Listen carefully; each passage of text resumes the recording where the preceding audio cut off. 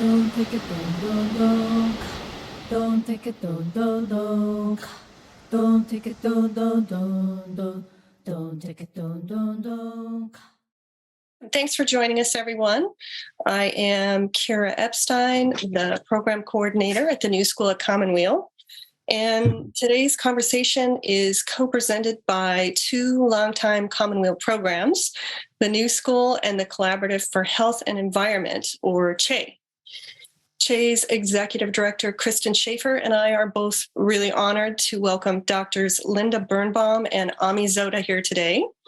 They'll be talking about environmental health with our host, Steve Heilig. Steve, it's great to have you back with us. We are recording this conversation. We'll have produced audio and video files available on both the New School and the CHE websites. You can find all of our recordings on the New School's SoundCloud, YouTube, Apple Podcasts, and Spotify feeds as well.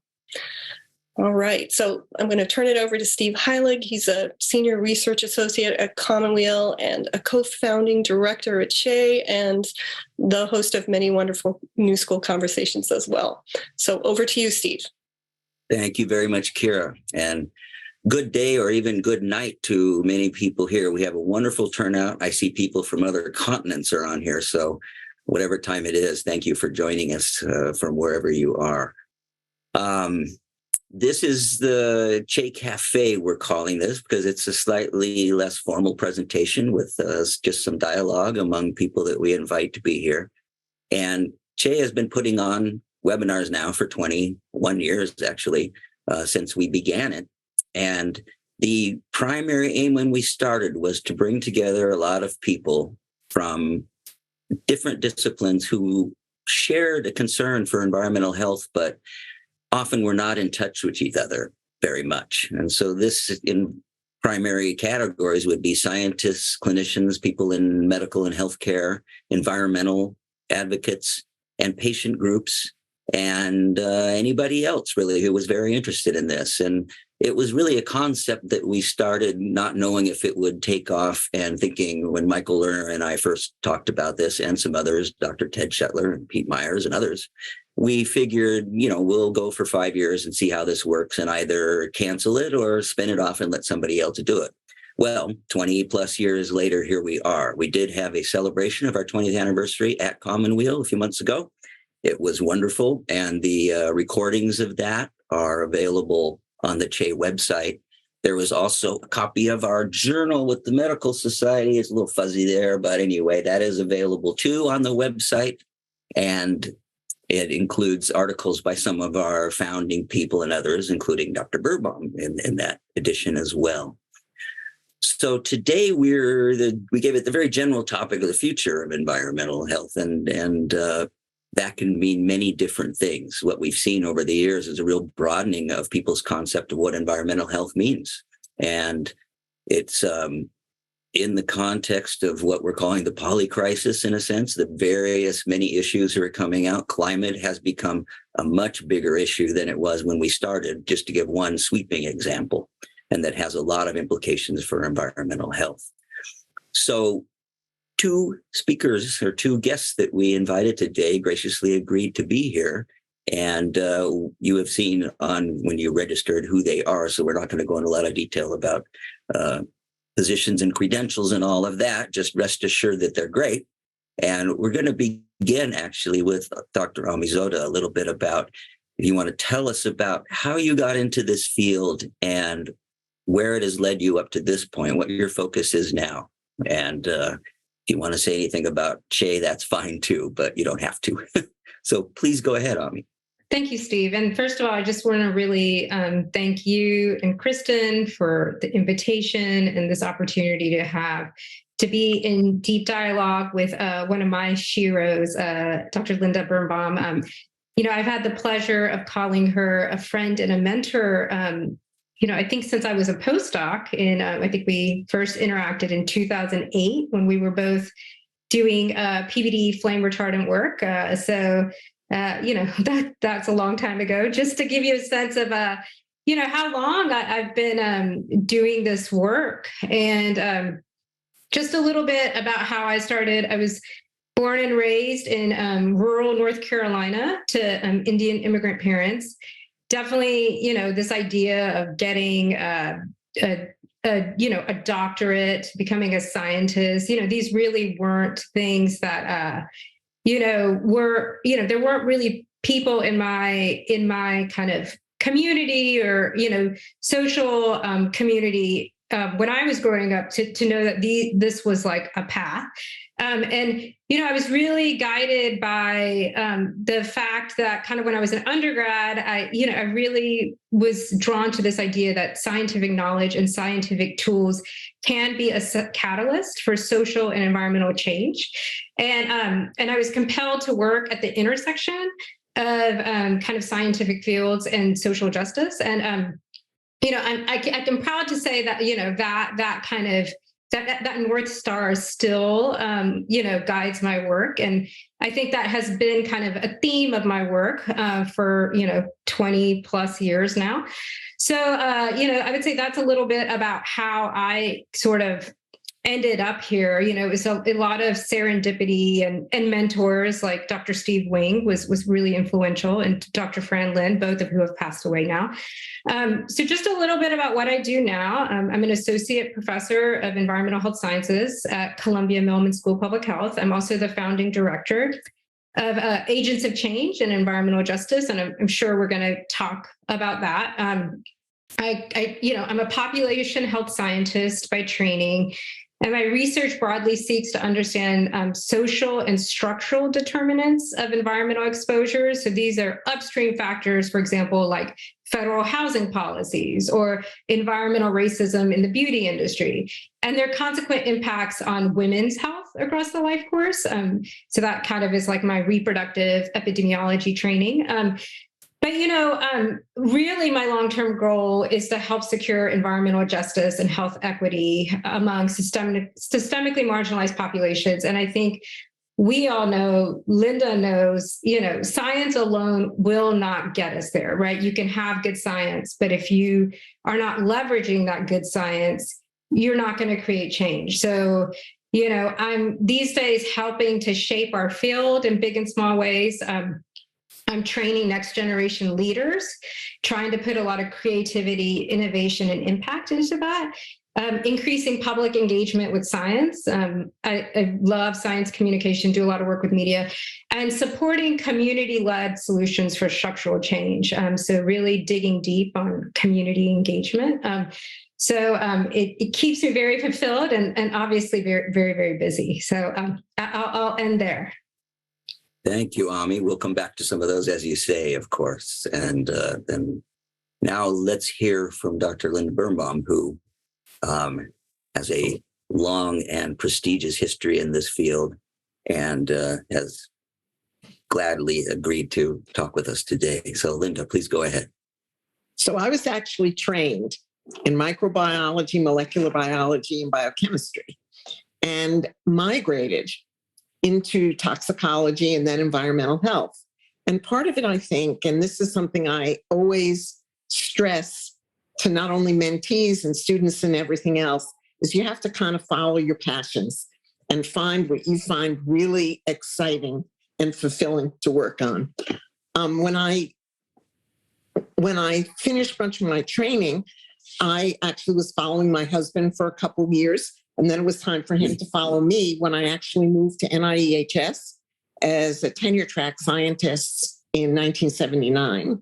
I spent 10 years there having a wonderful time, kind of getting tenure, moving up the track, and beginning to kind of expand what my interests were beyond toxicology into more developmental and reproductive biology and endocrinology.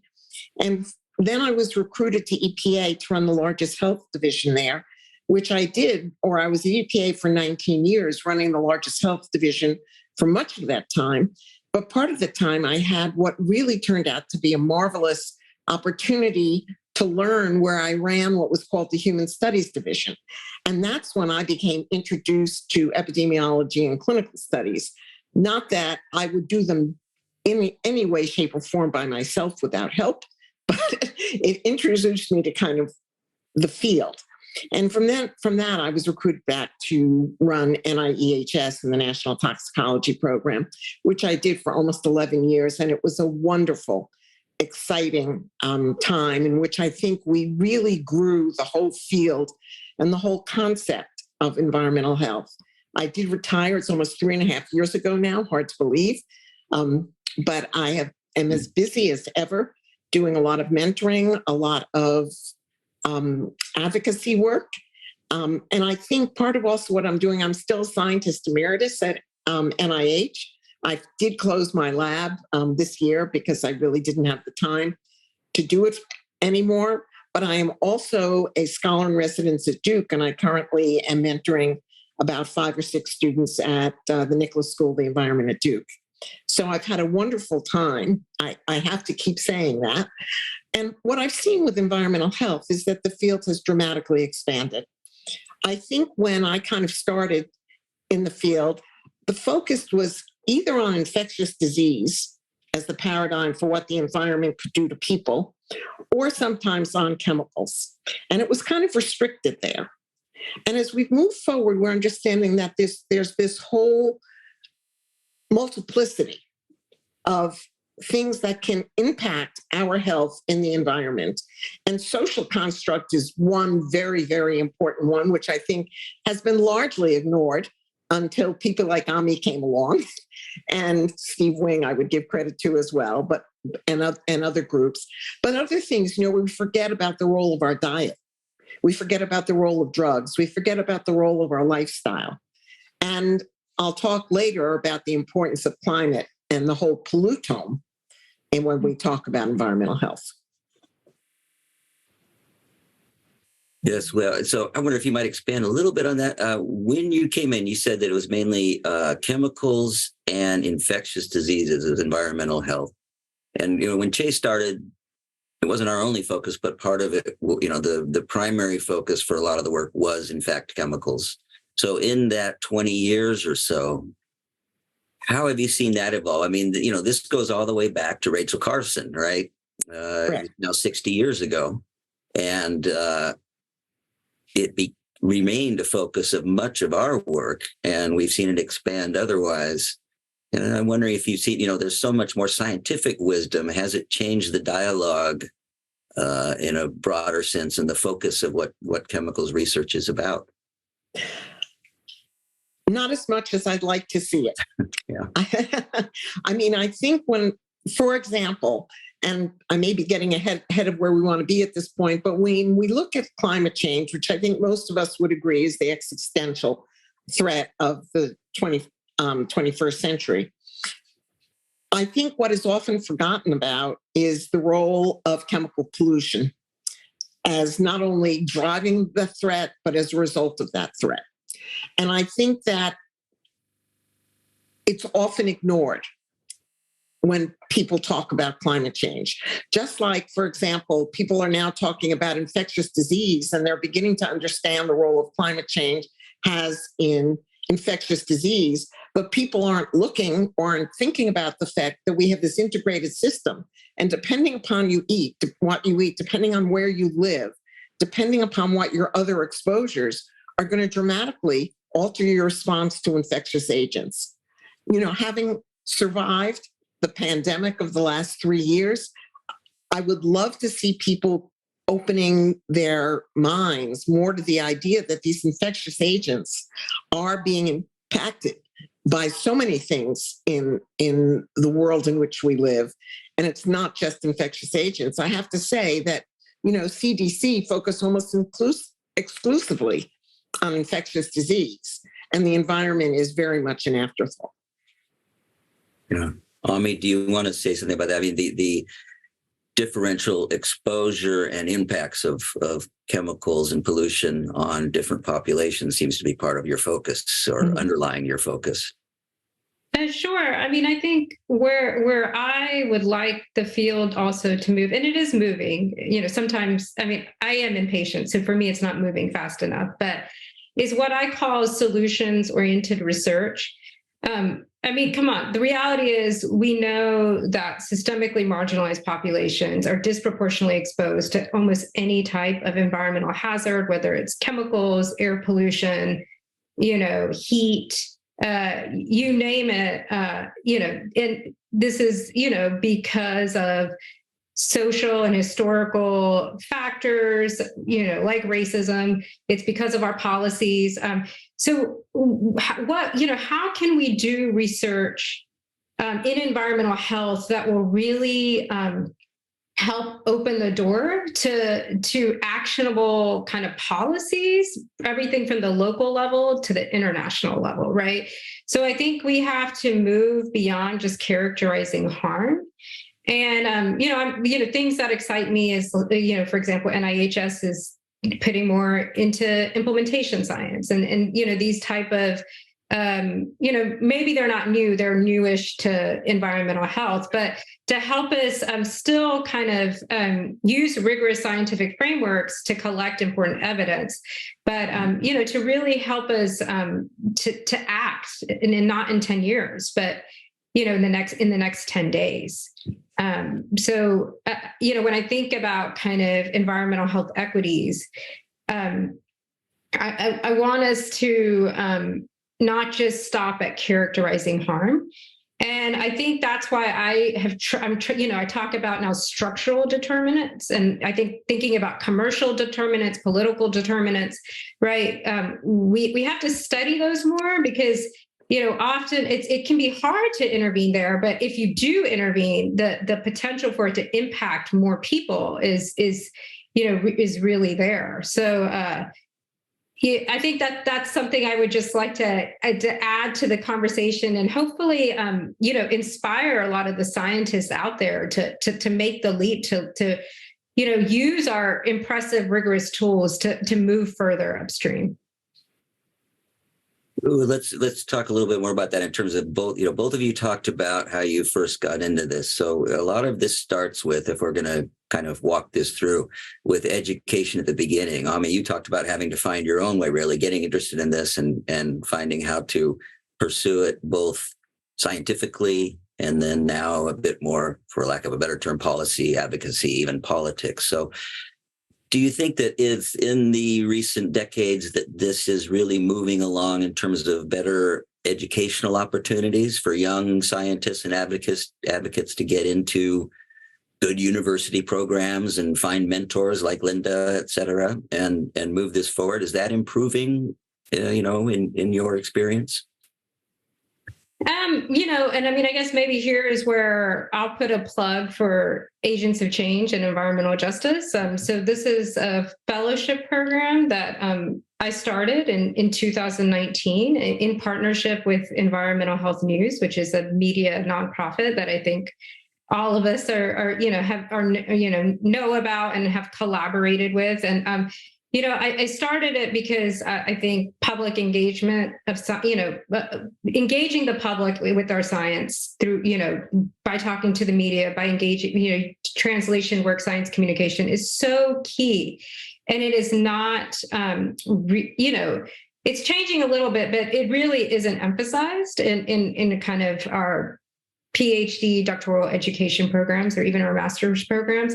And, I also saw that I do a lot of work talking to the media, but that mostly the thought leaders from our field, there really wasn't much diversity, kind of, if you really looked at kind of who were our main spokespeople, for our field engaging with the media. So I started this program to essentially amplify neglected voices in environmental health and justice. And so now the program is really kind of, evolved to really, develop emerging leaders in environmental and climate justice. So we really have expanded to fully embrace climate justice. And, our trainees are early career scientists, but they're not just limited to kind of epi or environmental health. We have engineers and chemists and sociologists and people pursuing, PhDs in chemical engineering and education. So we're thinking very expansively about it. And we're doing a couple of things. We're teaching them how to, develop allyship with social movements. We're teaching them how to communicate with the public and actually providing platforms to do that in print, audio, video. And we're really trying to teach them the skill of storytelling, because I think you both know that like data alone does not drive action, right? It's stories, it's human stories. And our idea is, if you think about equity issues, these scholars who, like they live, in communities that are most impacted. So they have that lived experience. And then they also have this amazing technical experience. And that combination of the lived and technical experience, is uniquely suited to kind of come up with innovative solutions. And so we want to kind of really want to amplify those solutions, right? Because we need them. So I think that's one thing that, like, where I have kind of invested in kind of creating these new models to fill the gaps, that I've seen in the training. And I think there are other programs that are also emerging, and it's an exciting time right now. Yeah. Well, and I should add here, for those who don't know, that AMI was one of our, Jay's small way of trying to encourage us, one of our 20 under 40 pioneers about 5 years ago on this too. So, and Linda, so you truly a pioneer in this educational aspect of it and moving it forward with more scientific. Would you reflect on what's needed there and how it's been going? Well, I really have to second what Ami has just said. A couple of things. First of all, she talks about problem solve or solution solving. And I usually talk about problem solving. And I think it's really, we're looking at the same issue, that you can spend a lot of time discussing what the problem is, but often we don't move to talking about, well, how do you fix it? How, often you can solve a problem by not going a straight line, by going a different way to get to where you want to go. So this is something I often try to talk with, like, producers or chemical companies about, well, maybe you don't need this chemical. Maybe there's another way to make this chip or this plastic or something work. I shouldn't say plastic, because we all know we have too much plastic, so that's a different issue. But I think that some of her focus on communication and training is absolutely essential. Scientists, I think, unfortunately, often have kind of the attitude that what they do is so complicated, they can't possibly explain it. And what I tell people when they say that to me is, then you really don't know what you're talking about. Because you have to be able to understand what it is you're doing, why you're doing it, and the impact of what you're doing, and explain that. I usually would say, a bright sixth grader, but frankly, it could be a bright fourth grader is often appropriate as well. So something I did at NIEHS, and I continue to do with students and mentees and stuff, is really encourage them to communicate their findings. There's the 3-minute elevator speech and the 30-second elevator speech, to know what you're doing so you can tell people. So when you go see your cousins that you haven't seen in a couple of years and they say, what are you doing? You can make them have some comprehension of the importance of what you're doing going forward. So I think that those are some really, really, really important points, reflecting on what Ami has said. Yes, you both mentioned the aspect, or kind of a contradiction, of advocacy. And scientists have historically been trained and inculcated into a culture where you do your work and let others fight out about what it means, right? And to not get actively involved. I had, very interesting, when I was a young kid, we had a neighbor on our very street named Sherwin Rowland, and he was the Nobel Prize winning scientist who co-discovered the ozone link to CFCs. And he had conversations about this. When he started to speak out about it, he was attacked by industry funded and other people, and various colleagues said, just let other people do that work. But he wound up saying, if we know what our work means, we are obligated to try to fix the harms from it to make the world a better place. And he spent his latter years speaking out a lot about it. This is true in medicine too. Physicians and researchers who learn about big problems socially are often very difficult to, reluctant to get into advocacy. So I wonder if you might reflect on, how do you argue or convince or at least show a good example to colleagues about how it's important to be involved in policy-related issues? Linda, you want to go first? Go. Well, let's say I have always spoken truth to power, even when it's gotten me in trouble. I think it's very important that you say what the impact of what you're doing is and where you see it leading. I think it's extremely important for scientists to interact. The idea that somebody else should talk about your work. Nobody knows your work better than you do. And I think it's really important to establish those relationships. Ami brought up the point before about multidisciplinary and cross-disciplinary training and approaches. And I would see the whole issue of communication and advocacy and policy as part of those transdisciplinary directions that people need to take. I mean, how are policy people going to make informed policy if they're not talking with you about it or you don't talk with them about it? They're not going to find it from the paper you publish in Science or Nature or epidemiology.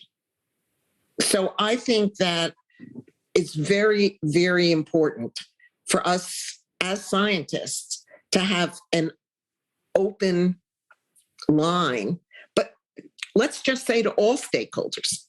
We can talk about working with advocates, but I think it may be also, or I know it's important for us to also talk to, for example, the producers and people who are making products or people who are using products as well. Because, I think most, let's say, people don't want to harm people.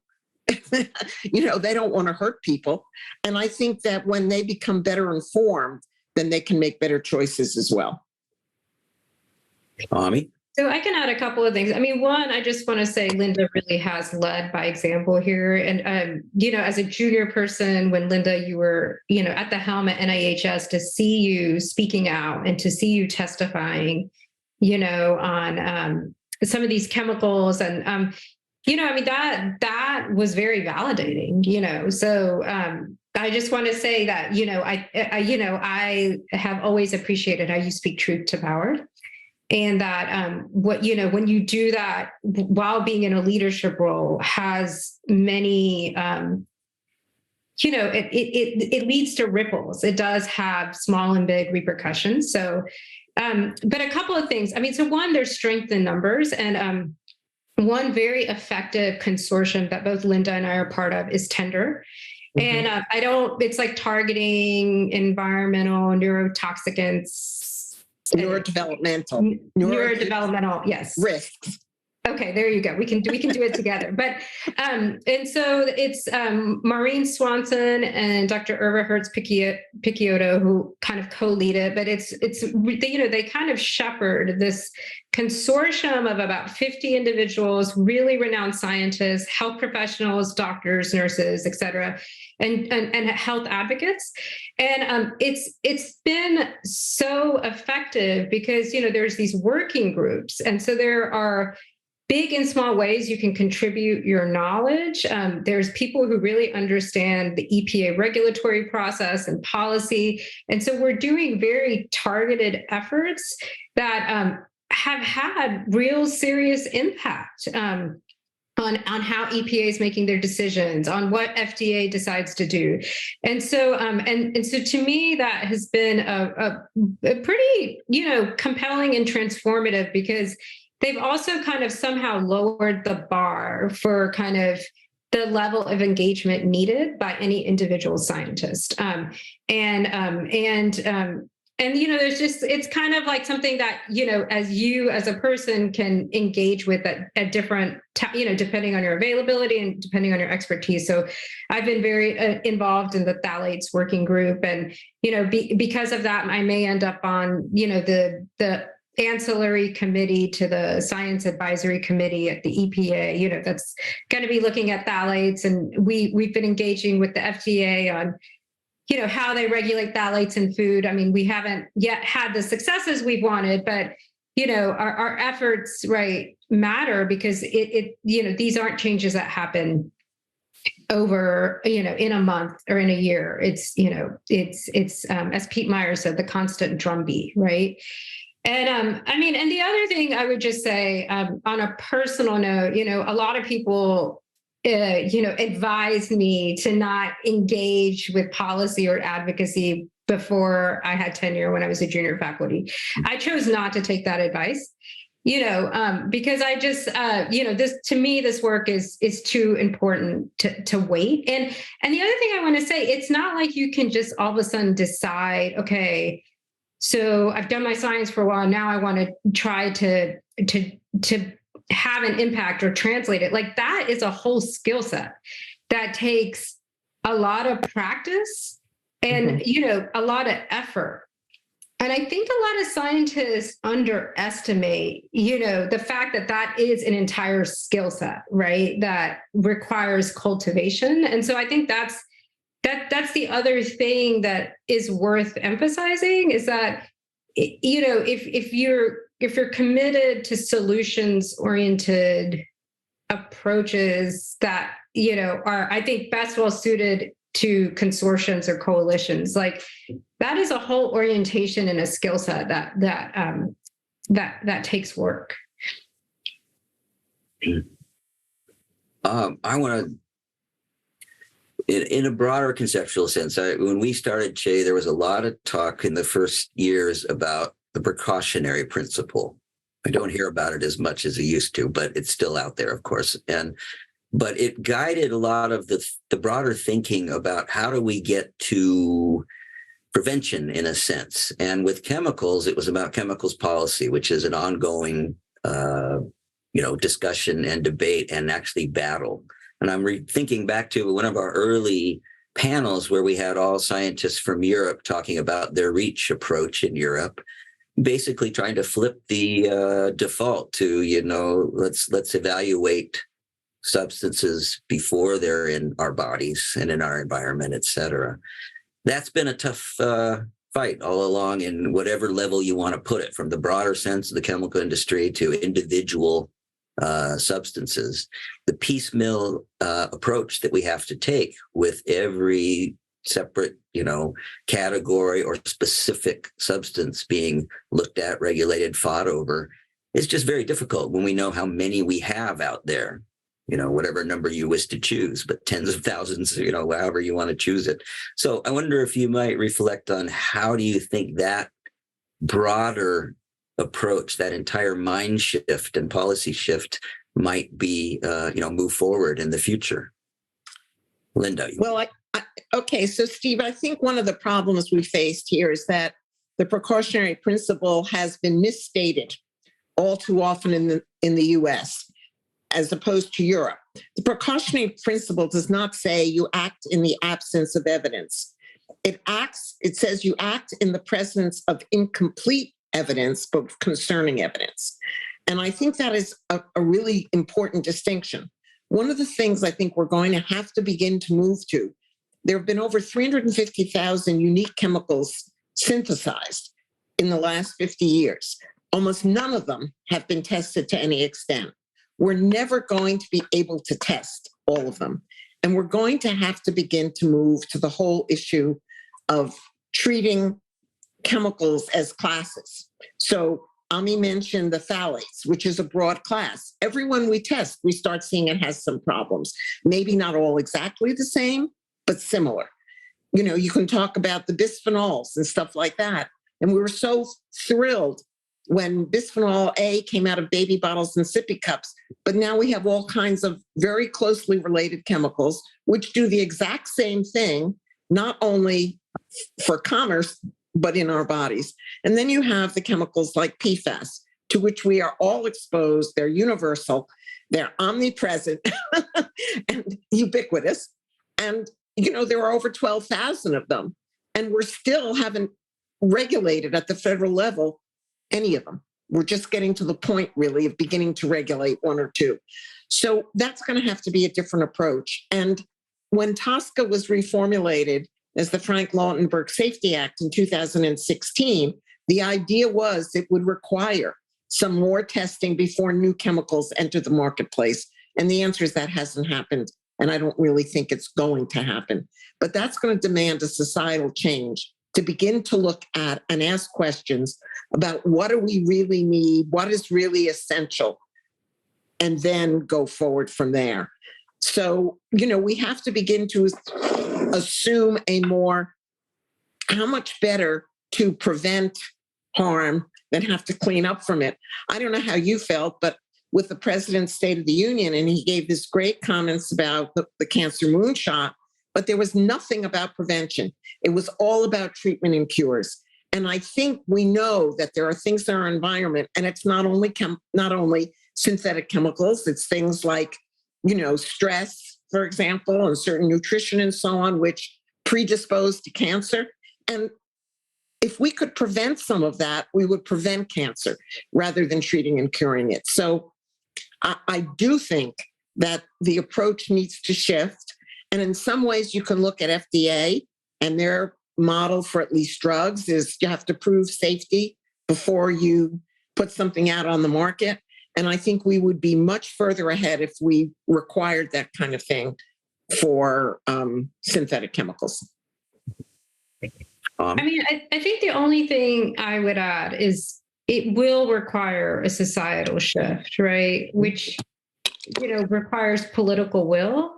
And I think the first step to potentially trying to activate that political will is education. So, I mean, the three of us have been talking about this issue for decades, but I'm always surprised when I lecture to master's students or undergrads. And I ask them, right, like just by a show of hands, like how many of them are aware of these chemicals and this issue? I mean, it's like usually like less than 10%. And these are undergrads. I mean, these are master's students, right? I mean, they're educated, they're smart, but so the issue, the awareness is not penetrating as far as we need it to. And I even look at like when New York Times, let's say, reports on the decline in the birth rate, right, in the US, I mean, they still aren't mentioning that, pervasive chemicals may be driving primary and secondary fertility, right? It's like that is, right, a plausible factor, most likely is a factor that's contributing to reproductive changes. But, it's like how, even though we have all this evidence, why isn't the New York Times, mentioning the environment as a factor, right? So what is, I think it is worth having some internal reflection about, well, why hasn't that caught on as much? Is it because the science is so complicated and there's so many different chemicals? And when, everyone thinks you got rid of bisphenol A, but now you're talking about bisphenol S, their eyes glaze over? Is it because the chemical industry is really effective at mis and disinformation? So what I think we need to have some of those, and I know people have, but I would just say the awareness isn't where it needs to be. I'd just like to respond to that one because I totally agree. And part of the problem, I think, is that environmental effects, there's not a smoking gun. In other words, I can't look at you, Steve, and say, Steve, if you'd had a little less blood lead when you were a kid, you'd have 3 more IQ points. But I can see the impact on a population. Same thing. Kid goes to the hospital on a bad air day with an asthma attack. You can never prove that asthma attack was caused in that specific kid by the bad air. But statistically, it's likely. And this whole concept of shift in the distribution is something, somehow we haven't found a good way to describe that. The difference with an infectious agent is you can go in and you can prove, oh, this person has this bug and this caused their problem. You can't do it with environmental things. So it's a much harder sell. And I think part of the problem is also bringing the medical community on board. Yeah, that's something we've been trying, of course, a long time. All of our CHE editions of the journal that we've done here, there's been 7 of them now since we started trying to put this out. And our initial chair was Dr. Phil Lee, who was the chancellor of UCSF Medical School. And I've noticed, MedPage is one of the most prominent and widely read medical news sources, and they've been pretty good, really, in the last couple of years. They often, once a week, there's some headline story about environmental health, but it's a slow slog, as we've learned. And it's, again, it goes to that issue of the primary role of people being either just bench scientists only wanting to do that, or clinicians only wanting to take care of patients and not being more actively involved. And if you look at environmental health, environmentalism as a broad field, the history, in the early years, going back to, say, the 1960s, was all about other species, basically, and trees and things like that. And so one of our visions was to bring the human aspect of it more to the forefront. And, it's slow, but I think it's happening, but yes, it's going to take a lot more work. I have just one more question before we go to question and answer here. And this one you don't have to answer, but it's very interesting. I was reflecting, looking at, scanning the scientific reports every morning when you start off and looking at some of these. I looked at 4 papers today in environmental health. Some were sent out on our CHE lists. Every author was a woman on all of these papers. And then I was thinking about CHE itself. And in so many of our presentations, our scientists, our staff, women. And to my, I may have the wrong, not the right sample, but my impression is that maybe more than other particular scientific fields, environmental health seems to be particularly have a lot of women coming up in leadership roles, et cetera. I'm wondering if you think that's true, or if you have any reflections on why that might be.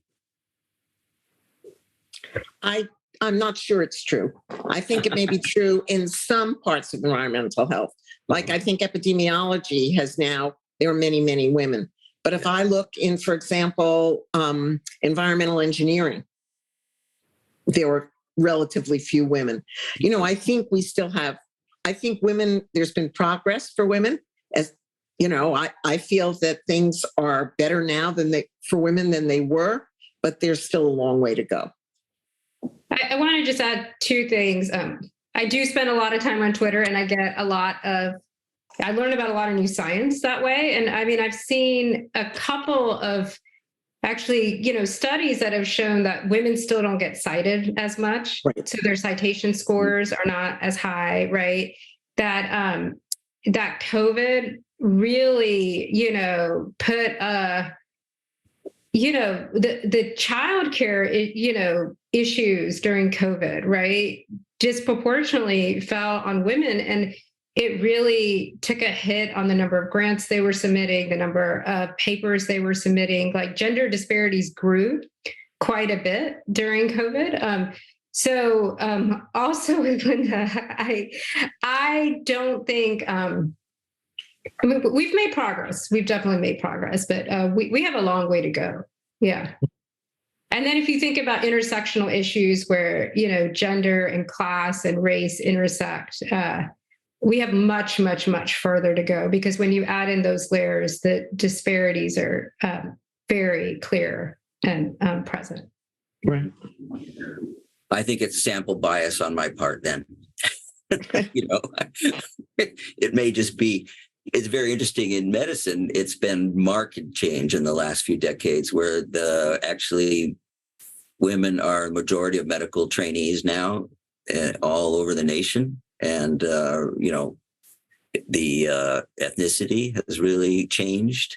So that has been a conscious decision. And it's also been just by fact of, the people who are coming up and, who are the bright minds, who are dedicated and committed to this training and to this field. So, well, okay. So thank you. We have an overwhelming number of, if you would like to look at the chat here, of people asking questions and making comments for both of you. This goes back to the activism. When industry tries to discredit activist scientists, as was the case with Dr. Tyrone Hayes, one of our core participants who spoke out against the harm of atrazine. Has this ever happened to either of you? I'll speak because I would get very nasty letters from different industry groups, and then I would get the same letter, word for word, except the signature and the letterhead, from members of Congress. That kind of thing would happen more than once. And again, as a federal employee, there were often my emails and notes and stuff would be FOIA'd by industry where they were just looking for something. Part of it was they were looking to maybe find something. Part of it is simple harassment. So I think it's real. It definitely does happen. Yeah, I mean, Sherwin Rowland told us that he was actually called a communist, so maybe they've refined their messaging a bit on that, but yeah.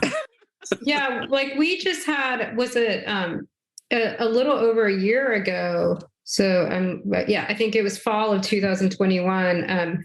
My research group had kind of a big paper where we measured phthalates in fast food. We actually measured them in the fast food samples, and it got a lot of press. And it really pushed, buttons of, both kind of the chemical industry as well as plastics, right? Because I think we're getting somewhere, right?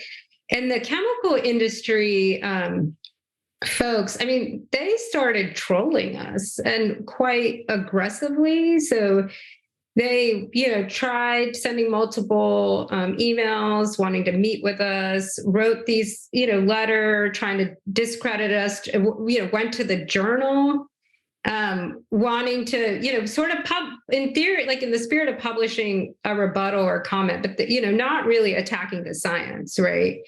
And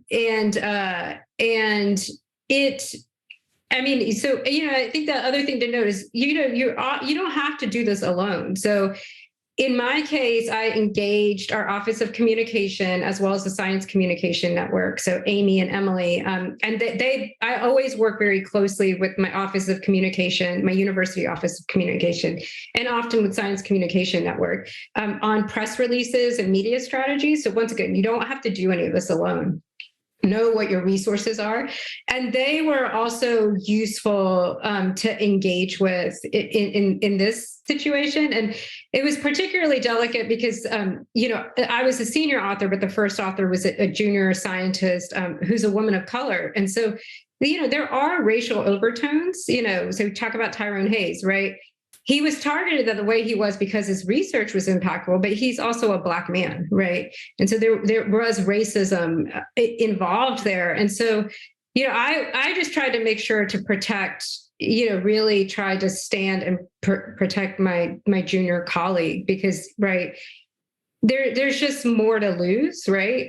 And I have more of an established reputation. And I mean, eventually they kind of just, died down, but it got, so stuff like that is, when you're effective, you can anger people and they feel threatened. And, sometimes when people feel threatened, they come after you. Right. So, and I think, as a field, maybe we need to figure out how to support people better who are kind of putting themselves out there in that way.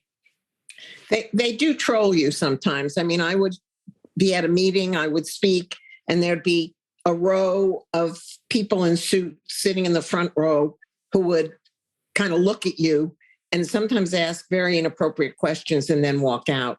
And, you can't help but be upset when you get attacked. Yeah. But what I kept telling myself is, well, they wouldn't attack me if I wasn't making a difference.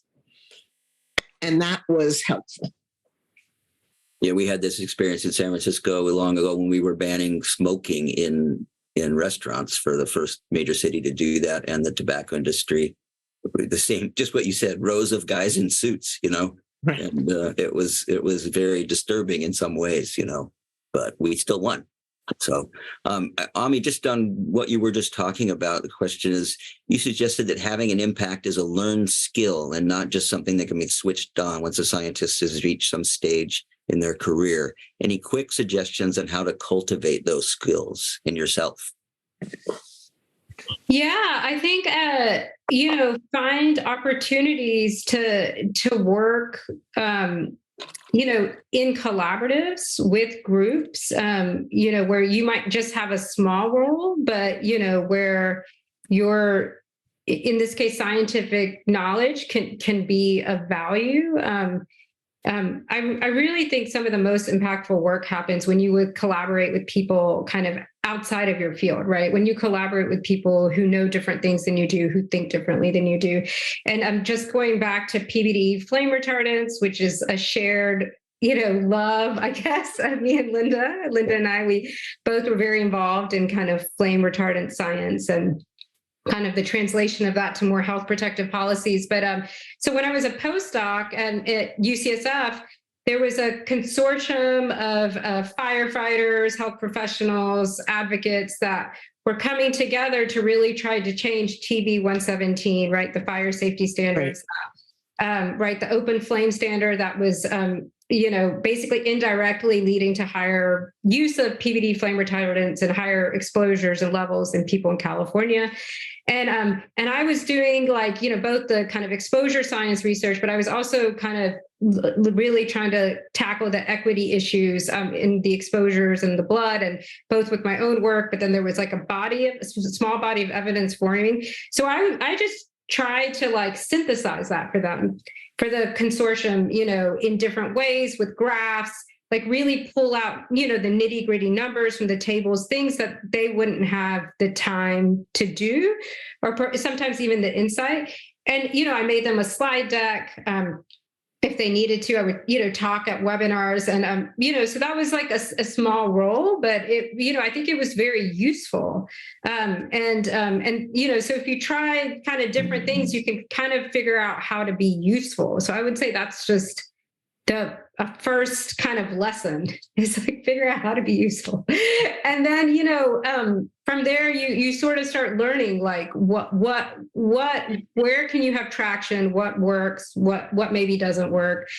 For me as an academic, I've had to figure out how to raise resources for this work so I can fund this work. That's a whole nother skill set, but an important one. So because after a while, you have to figure out how to have resources because it is time intensive. Yeah. Linda, do you have any comment on that? Well, I think Ami's point about collaborate.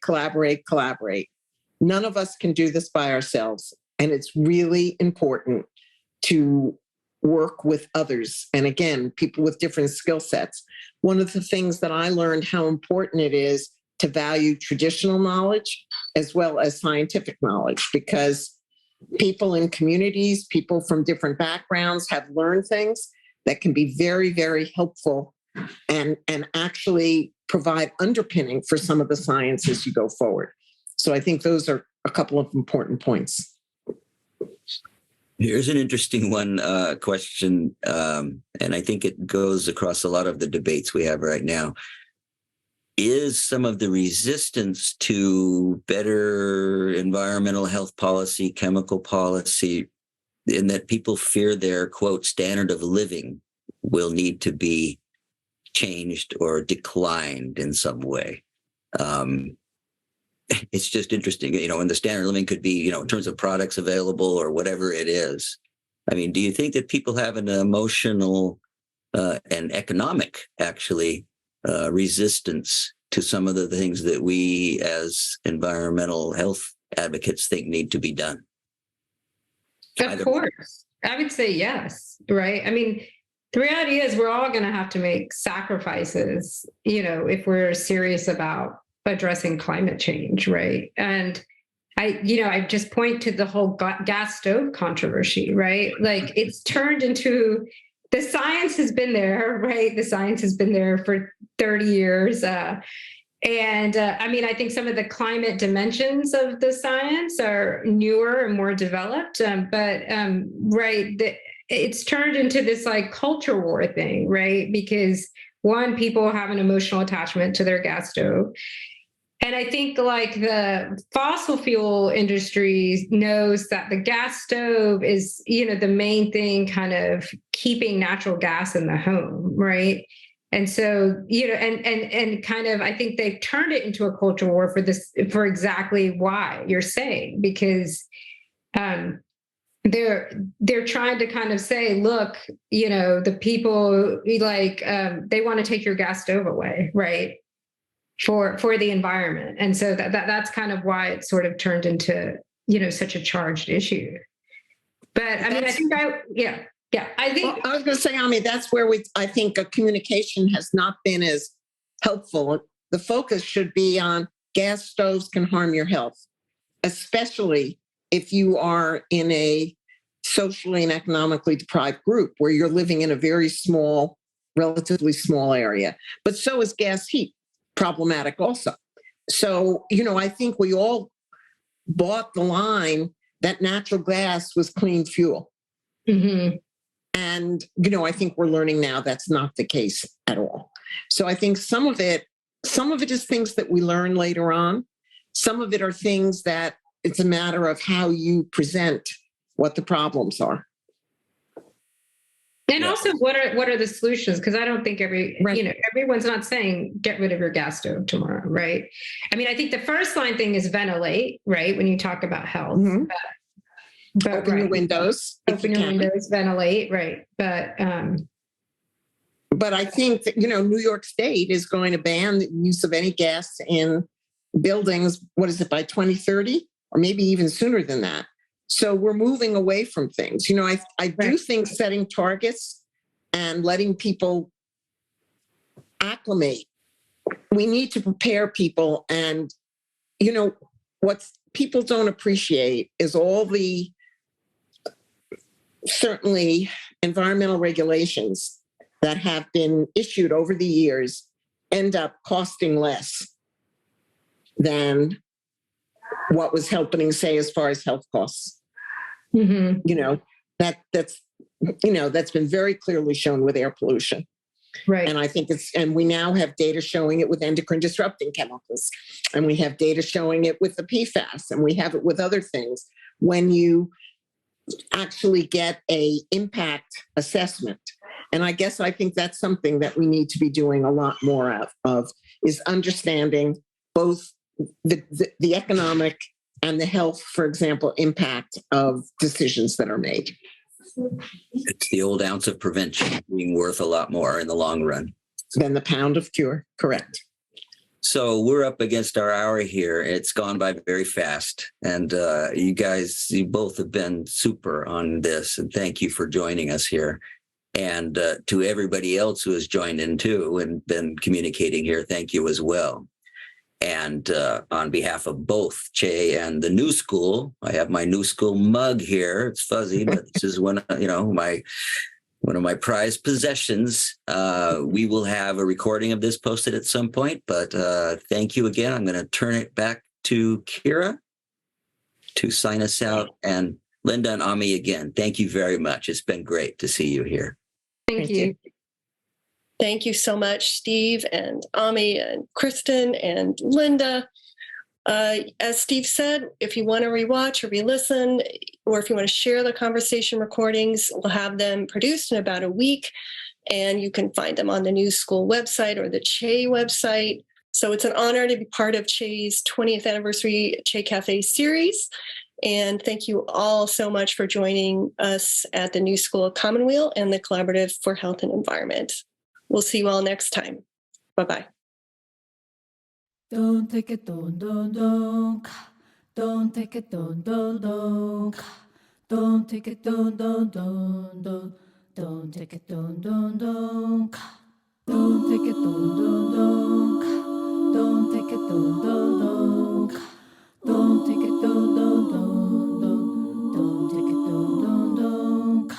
The river is a healer, the river is a sage, the river knows no end.